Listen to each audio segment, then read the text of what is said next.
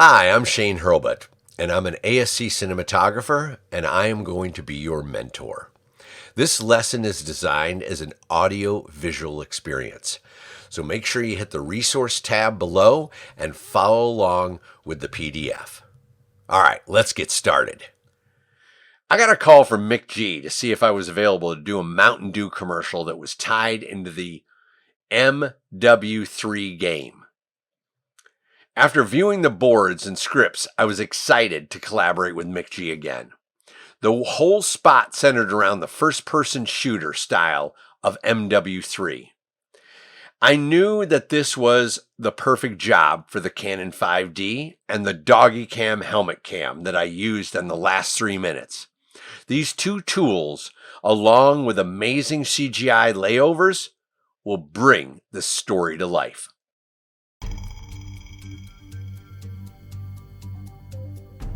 Hi, this is Shane Hurlbut again with Behind the Lights and Camera. This is episode 2, Vietnam. Here we are. We came upon this location. It was way out by Lake Piru, and a lot of these cottonwood trees. Poe and I wandered into the back here, checking it out, and went across the river and found this magical place that we thought would be perfect for the Vietnam sequence. There's Dan Kangemi and Al. Those guys did all the act of valor, all the special effects on act of valor.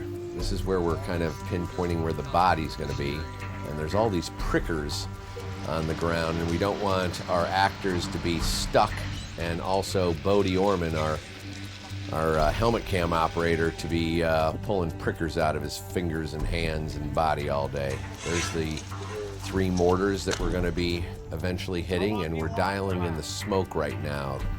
The smoke is a very important part of the recipe here to feel like you're in the battle.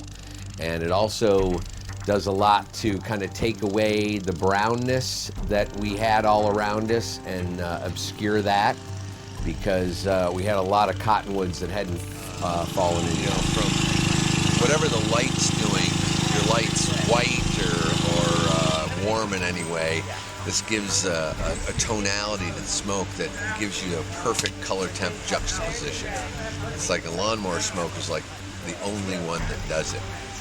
Any of the handheld devices and everything tend to be a little too warm or just white, and you don't get that beautiful color temperature shift. Yeah, the smoke is such an important piece of the puzzle for me. The lawnmower smoke tends to be a little blue, so it's perfect. It separates against the hillside. And, so we have this warm light, so the smoke is a little blue, and it really does a wonderful juxtaposition. Now we just got, this is our old version of our helmet cam, and we just got the new version that Doggy Cam put together. And this is the first time we've ever used this thing, so, we're trying to get up to speed on it. It's a lot more compact than ours, a lot more closer to the cheek, and we're dealing with, trying to dial this thing in. What I do is I have somebody stand about 6 feet away, and I have Bodie look straight at him, and then I gauge it in regards to centering that person, so it kind of has Bodie's eyesight. So what do I need to, I don't understand. See how your gear is not going to... Oh, yeah. It's going to take out some of my skin. But if the camera's good, then I'll mount the gear. Oh, so the gear is hitting your face? Yeah, that's right into my cheek right there. So should we try a zip gear to slide on there then, so it doesn't have that? We're dealing with a situation here where we have this Red Rock Micro gear on, and it's so big and wide that it's actually going to cut Bodie's face.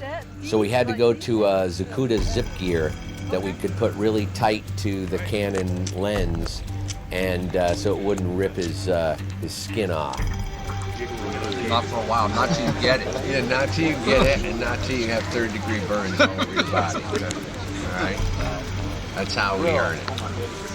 During lunch for 3 degrees. Second-degree burns don't get you lunch. Get you crafty. All you're having for lunch is aloe vera. We're joking with Bodie because He's getting the crap beat out of him on this one, man. What a trooper. He was so amazing. Look at him like, I want to go home.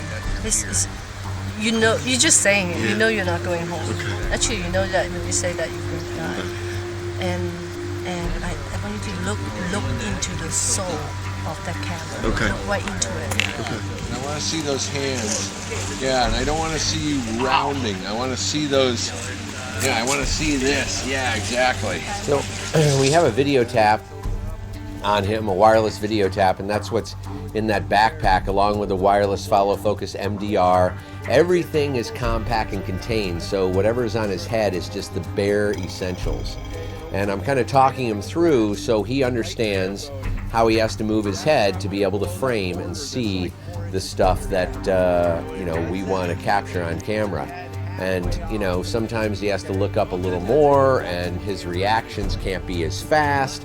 So we're kind of talking him all the way through it, so he understands where we want him to look, and just so you feel viscerally involved, very intimate. And that's what Poe's vision with this was, these guys are out on a patrol and this explosion separates them, and it's him getting back to his friend to try and save him. Out of that, once the thing's clear, I'm going to say go. That means you start to crawl up the hill. When you get to the crest, we're going to fire the other mortar. I think you should react to that and then keep on going after that thing goes. Yeah, watch that, Bodie. Now we're working on an issue here. Bodie's getting close where we need him to be to tell the story, but the helmet cam is shadowing our actor. So I'm moving him a little bit, spinning him, so when he bends in, the sunlight isn't causing a shadow on the guy's body. That's great. And then you're gonna go for that. You don't have to take it out right yet. Okay, then you hold it up. Right? You just try to find it. And then he's looking for something. Bodie is not only a camera operator, he is an actor in the scene. So Poe is taking him through, how he wants, how she wants him to, feel and the emotions that is going through his mind when he comes up there. Here's the thing, I want the smoke blowing by him when he's talking to him there, wafting by him, and that's a handheld, unfortunately.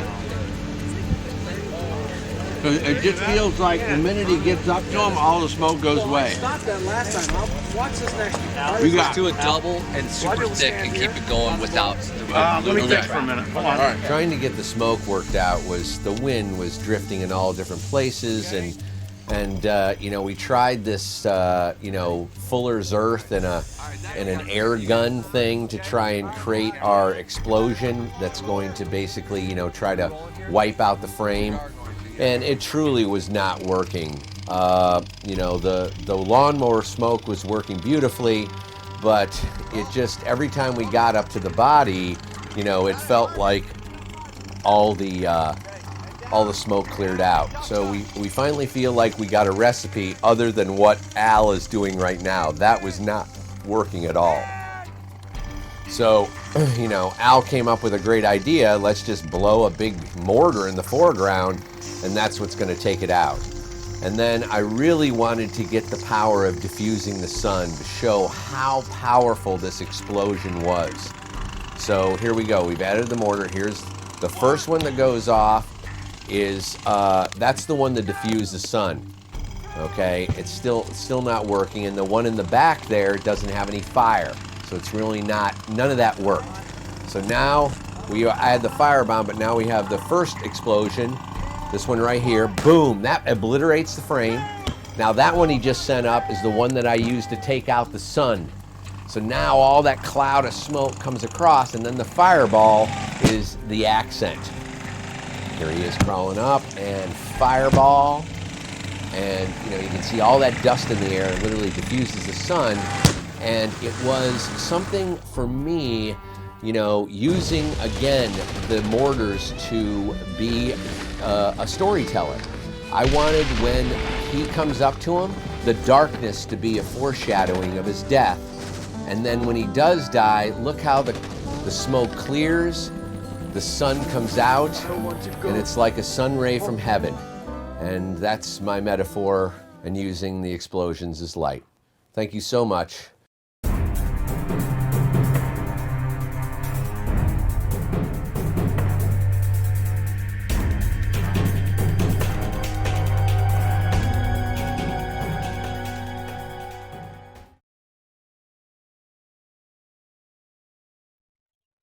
Yeah, I mean, come on right now. You can meet us. No, at the chateau. Yeah, I can't wait. Why? You mean last time?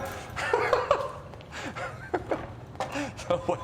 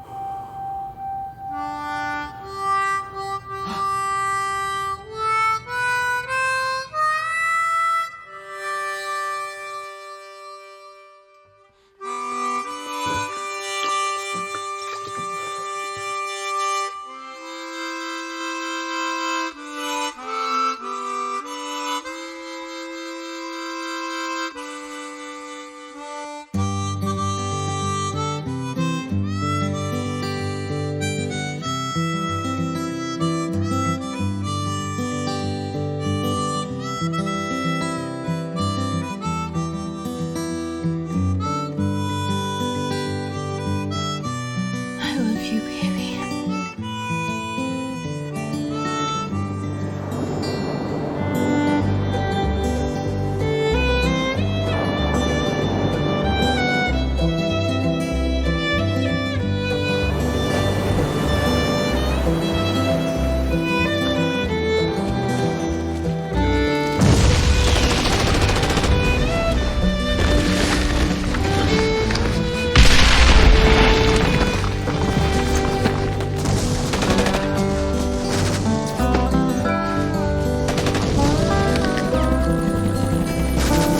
I want to go home.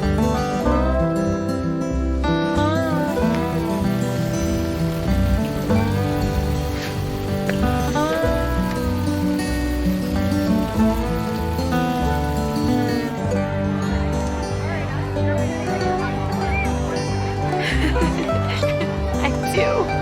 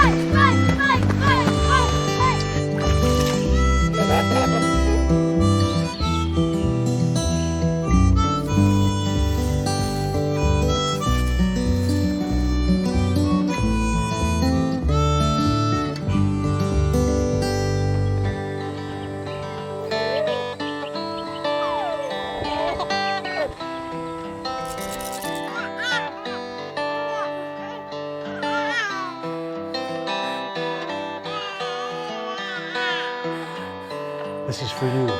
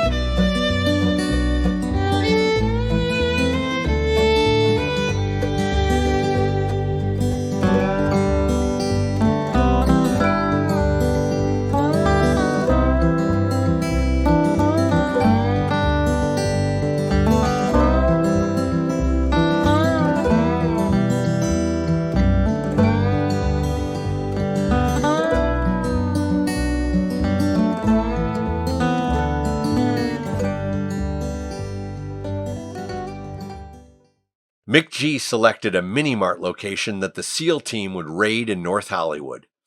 It was a total mom and pop style place, slightly unkept but cool. The concept of the commercial was as follows. A SEAL team raids a mini-mart, and all of a sudden it's Mountain Dew game fuel to hopefully earn points from the bottle caps. They hit this beautifully in the stack with their target acquired. One SEAL takes it upon himself to enjoy a Mountain Dew right then and there. We see him reach into the cooler, pull it out. We see the bottle top, and then slam it down. And when he brings the bottle down, we transition from the Canon 5D to film. We quickly realize the SEALs are really just 4 gamers out on a 2 a.m. refuel. It was all a gamer's dream. During Mick G's discussion with the agency, we all agreed it would be best for the footage to feel game-like. We went to an effects house to pull this off. They had done overlay tests of some existing footage, and everyone really loved the look and feel. When we told them we were going with the 5D, they had no issue with this. The request was to keep the lighting flat, and they would interject the contrast through their overlay process. I knew I also needed a large f-stop. In MW3, everything is in focus. Huge depth of field. I would have to light the mini-mart to at least an 8:11 split. This would require a huge amount of light added to the store interior. I called my elite team member John Guerra and his incredible team that did Act of Valor with me to pull this off.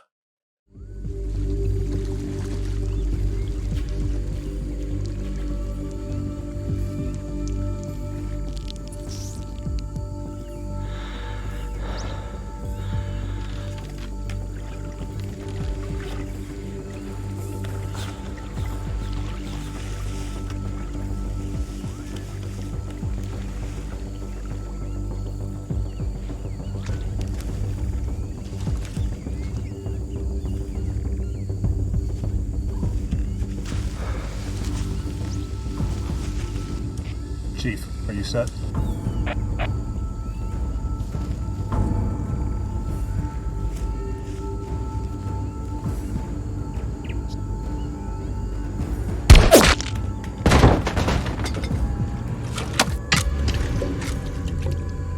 Chief, hold.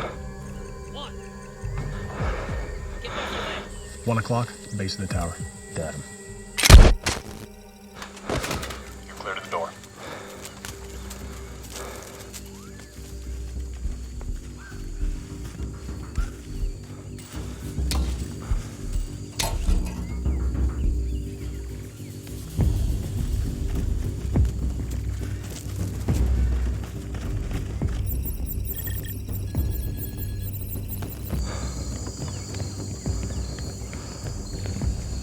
¿Qué le pasó a los tamales?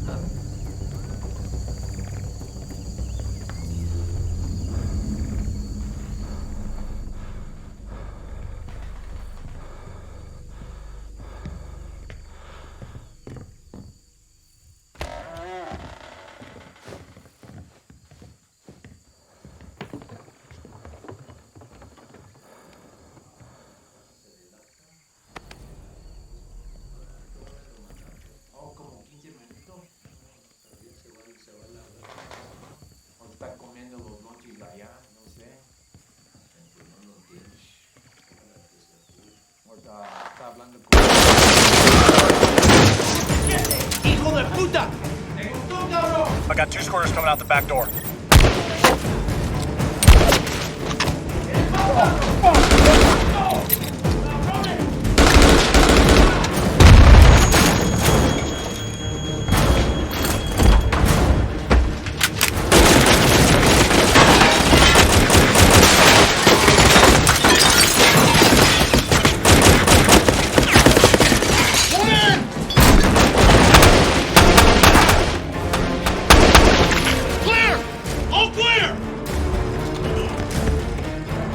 Wyoming, 11 o'clock, driver's side truck. Got him.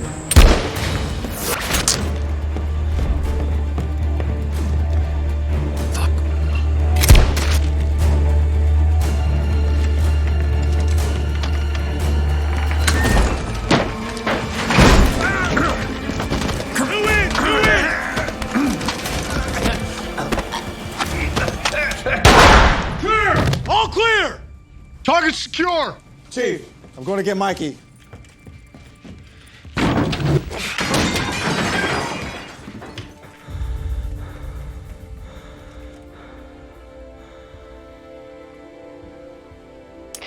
LT, this is Chief. Target is secure. Stand by for confirmation of the package. Be advised, Mikey is down. Mikey is down. Status to follow. Roger, you have the package.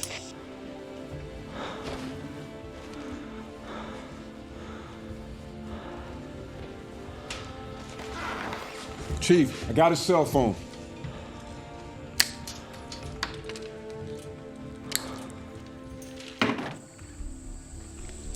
LT. Chief, looks like you have 2 aggressor vehicles approaching from the north. About 1 mic out. You can take the truck outside the west door to meet us at extract. Miss Morales, I'm bringing you home. I just need to ask you a few questions. What's your mother's maiden name? Rosales, What street you were born on? Hot Springs. Just hang on. Whiplash, we have enemy QRF approaching from the north. Roger, you have enemy QRF coming in from the north. Chief, you need to start your exfil now. We'll meet you at secondary extract. Roger that. Hey, boys, we gotta roll! There were a total of 18 4-foot by 4 bank house fixtures in the ceiling. I could not rig Kinos in there because we were shooting with a 21 millimeter Leica and I was seeing everything. John would have to increase the level of each fixture by adding and hiding 4 bare T8 Kino tubes to every unit. This would require a pre-light, which I knew production had not planned on. These are sticky situations you get in as a director of photography. The concept seems so simple, but when you peel the top layer off, there is a pit about 120 foot deep. Most of this was driven by the concept as well as the visual effects wanting a flat look. A large depth of field and a very clean image. So we shot at 160 ISO to lower the noise and help the VFX layer. For the night exterior work, I employed a 14K balloon light that had 4 1200 watt HMI pars in it and 8K worth of tungsten. Mixing the color temps is a personal preference, and you need to decide what works for you in the moment. I flew the balloon overhead and flagged it off the front of the Mini Mark. Then I took 2 18Ks with full and a half Roscoe CTS to mimic the high pressure sodium parking lot lights and side lit the seals as they approached the Mini Mart. I wanted to place 3 units fairly far away so that if I had panned over and caught them, they would look like street lamps. An 80-foot condor was required to elevate the lights to shoot over a car washed down the street. Placing this light source was very important because McGee had described exactly what he wanted to me. When the first person POV was moving in towards the Mini Mart, he wanted the SEAL's POV to look up in the sky and catch another chopper that was flying overhead. When executed, I wanted to catch a flare so that it felt real and in the environment. So I crept over 2 18Ks and a condor that was shooting over the car wash until I got a beautiful Leica flare in the right side of the frame. I quickly balanced the outside to about a 5.6 and the inside was about 11. At the time, I chose to use Technicolor's now discontinued Cine style to pull this off. The VFX house wanted the image flat to begin with, but the main reason was the hot fluorescents that were in the Mini Mart's interior. When I went to my Leica picture style, they were burning up, too hot. So Cine style gave me the extra overexposure latitude to make it work. Here you can see the lighting diagram. Now that we were lit, it was time to rehearse with the SEALs to get the timing right. This all had to happen in one shot in 22 seconds. We kept on creeping closer to the entrance of the Mini Mart to cut time. Finally, we got it in the right pocket for McGee and the agency. The first-person shooter perspective could only be done on a helmet cam, and the one I chose was the doggy cam. It puts the camera so close to the right eye, it feels like you're looking through their eyes. We tried several rehearsals using the real guys, and then Mick Jean turned to me and told me I had to take one for the team. I would wear the 14.5-pound helmet cam for 8 hours straight, never taking it off. This is the kind of dedication that we all have as filmmakers.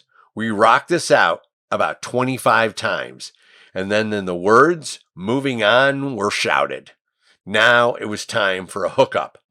I did it all in one shot until we got to the cooler door.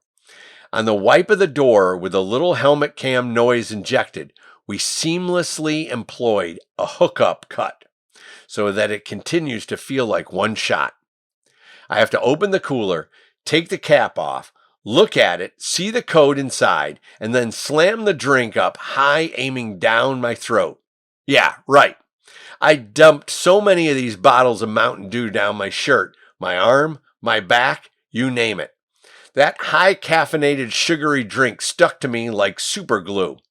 We tried to minimize the impact by draping me in a blue plastic bag, and we had some success. Once we did that, my helmet cam days were over, and we slid into the Panavision Platinum camera to capture our gamer coming out of the MW3 Dream and onto 35mm motion picture film. This gave us a beautifully lit store which felt real and not generated like the MW3 overlays and the first-person shooter had. There's Mountain Dew with double XP in there. Let's move! Go, go, go! Get as much as you can so you can rank up faster. Mountain Dew game fuel with double XP spotted. Target acquired. Let's move out! Come on, Greg. Greg. Greg! What are you waiting for, a care package? Come on, man, let's go. There's Modern Warfare 3 double XP under every cap of Mountain Dew, plus other great prizes. Enter codes at dewxp.com. Looking back at the day into the night shoot, I have to say that there were no other capture devices that could have done this. With as much grace and ease as the Canon 5D Mark II and Mark III and Mark IV, it was the right storytelling tool, period. All right, let's summarize. An effects house did an overlay on the footage to make it feel game-like. We kept the lighting flat and then injected contrast through their overlay process. The first-person shooter perspective could only be done on a helmet cam. Doggy cam puts the camera so close to the right eye that it feels like you're looking through their eyes. At the time, the Canon 5D was the only camera for the job.